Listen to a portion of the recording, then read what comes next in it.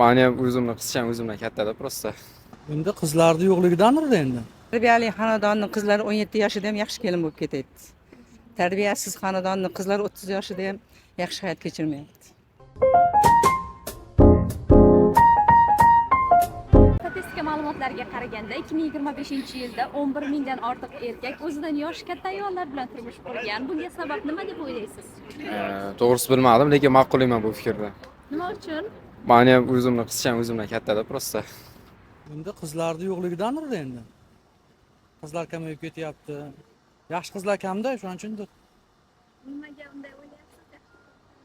Endi ko'ryapsiz-ku endi ko'chada qizlarni yurishini, turishini. Endi shu sabab bo'lishi mumkin endi. O'zi yigit va qiz uchun ideal turmush qurish yoshi necha yosh deb o'ylaysiz? 22-25 yosh bo'lsa kerak. Normal yoshda endi. Endi qanday hayotni ochiq shirin nimalarni ko'rgan bo'ladi. Shu endi, bilmasam. Normal holat. O'zida endi ko'pchilik nima deydi? Bir g'alati qaraydi-da. Nima deydi? Har bir erkakdagi bor hissiyot u. Yosh, men o'ylayman endi u Soyuz davridan qolgan stereotip o'ziga yarasha.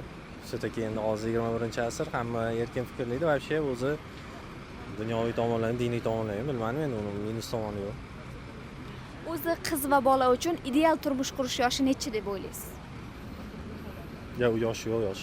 U ideal turmush Mahmud yetib kelganda, qachon miyasi yetib kelsa o'sha kimdadir 32 yoshda yetib keladi. Kimdadir bilmayman 25 tadir. Lekin endi u 20 yosh, 18 yoshda ham hozircha trend bo'ldi, endi unisiga yaxshi emas lekin. Hayot taqozosidir yoki bilmasam, shuni hech tahlil qilib ko'rmagan ekanman. Nima bo'lishi mumkin? Chunki hozir menimcha ajrimlar ko'p, yolg'iz ayollar ko'p. Yolg'iz ayollarni ham, ajrashgan ayollarni ham yashashga haqqi bor. Ham ko'chada shu ish yuzasidan bir mehr tushib qolib yoki bir boshqacha sabablar bilan yaqinlashib qolib turmush qurishga ham bo'lishi mumkin. Endi hayot taqozosi, zamon tezligi deydimi, nima deydi? Zamon tezlashib ketyapti. Hozir mana bu ijtimoiy tarmoqlar, Telegram, Instagram, tanishuvlar saytlari ko'p. Balki o'sha sababdir. Yoki yosh qizlarimizni bir nima deydi, tajribasi hali yo'ligi sababdir. Bilmadim endi buni. O'zi hozir qiz va o'g'il bolalar uchun ideal turmush qurish yoshi necha deb o'ylaysiz? Qizlar uchun 20-22. Qizlar uchun. Yigitlar uchun 25 dan keyin. 25 dan keyin. Chunki 25 yoshgacha nima deydi, o'qishini, ishini hal qilib olishi kerak. Endi hozir ozgina mana bu nima deydi, turmush qurish yoshi kechikyapti. Sababi erkaklarga nima deydi, talab kuchli, yigitlarga talab katta bo'lyapti-da. Hozir xarajatlar katta, to'ylarimizni xarajatlari katta. Shu sababdir erkaklarimizni ozgina yoshi kechikyapti. Bilmadim. Yaqinda men ham kartasini ko'rdim. Statistika e'lon qilingan kartasini, lekin balkim hozirgi ayollar misol karyera qilish uchun ko'p vaqt sarflab misol uchun turmush qurmayotganligi sabab bo'lishi mumkin. O'zi qiz va o'g'il bolalar uchun ideal turmush qurish yoshi necha yosh deb o'ylaysiz? 24-25 yosh. Undan oshib ketsa ham bo'lmaydi. Ikkalasi uchun bir xilmi? Qiz bola uchun ham maksimal 25-26 yosh. O'g'il bolalar uchun ham 27 yosh. Undan oshsa keyin qiyin bo'lib qoladi. Bunga sabab hozirgi yosh qizlar, yosh kelinlar erni hurmat qilmayapti-da. Erkaklar uval bo'lib qoldi hozirgi zamonda. Erlarni hurmat qilmadi erkaklarni. O'shanchalik aql hushini to'xtatgan yoshi katta meni hurmat qiladi deb o'ylanyapti deb o'ylayman men. O'zi qiz va o'g'il bolalar uchun ideal turmush qurish yoshi necha yosh deb o'ylaysiz? Tarbiyali xonadonning qizlari 17 yoshida ham yaxshi kelin bo'lib ketayapti. Tarbiyasiz xonadonning qizlari 30 yoshida ham yaxshi hayot kechirmayapti. Endi uylanish qiyinroq bo'lsa shekilli-da. Yoshlardan ko'ra kattalar shu yoshlarga o'zi xohlagan narsani bera oladigan darajada bo'ldi shekilli. Shuning uchun hozir yosh qizlar bu deyapti, ko'p muammolarni aytyapti-yu. Shuning uchun u yosh kattalar unaqa demaydi. Ularda talablari yo'q deb o'ylaysiz? Yo'q, talablari yo'q. Chiroyli yonida yurib bersa bo'ldi. Hozirgi bir immuniteti past, bu testosteroni past bolalarga shunaqa bo'lsa bo'ldi deb o'ylayman. O'zi qiz va o'g'il bola uchun ideal turmush qurish yoshi necha deb o'ylaysiz? Necha yosh? Hayotga tayyor bo'lsa bo'ldi. Hozirgi bolalar faqat mana telefon, shu energetik, уже hayotga tayyor ham bo'lishmayapti ular. Hali bor. Meni bilishimcha bir eng kami bir 25 yo 30 yosh. Masalan, men o'zim 19 yasharda uylanganman. 15 yasharli ayolim bo'lgan. Shu. Hayotimiz yaxshi. Sabab har xil sabab bo'lishi mumkin, vaziyatga qarab. Misol sanab bera olasizmi? Masalan, birinchisi ko'pchilik qizlar hozir nozlanib ketgan, to'g'risi.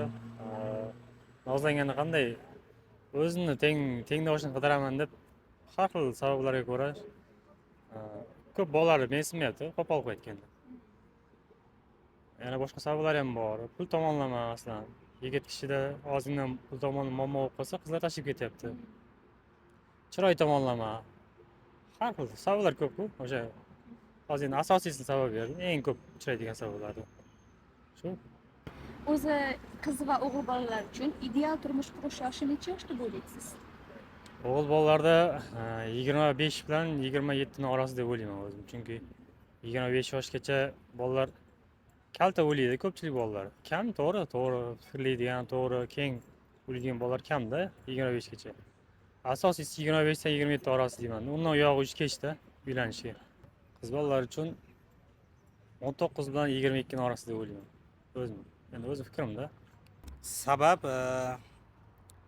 yosh qizlarni o'sha rasxodlar ko'p narsa so'rashi, deylik, endi mahrga anaqa so'rashi, deylik, yillik so'rashi, yosh katta ayollarda endi ajrimlar bo'ladi. Masalan, ajrashgandan keyin ular ham hali yashash davom etadi, hayot davom etadi. O'shaning uchun o'zlariga imkoniyat berishi va shu yosh bolalar bilan qanaqadir til topishi.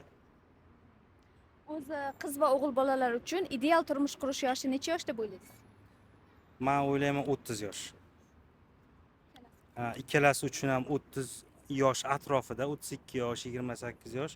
Chunki ular hayotda qiyinchiligini ko'rgan bo'ladi yoki atrofni kuzatgan bo'ladi, ko'p narsaga aqli yetgan bo'ladi. Masalan, ishda, o'qishda bilim orttirgan bo'ladi, keyin shu kengroq fikrlaydi deb o'ylayman.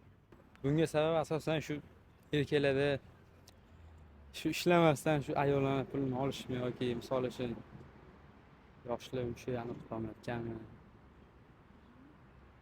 Mehr berolmayotgan bo'lsa kerak deb o'ylayman. Endi shaxsan o'zimning fikrim bo'lishi mumkin.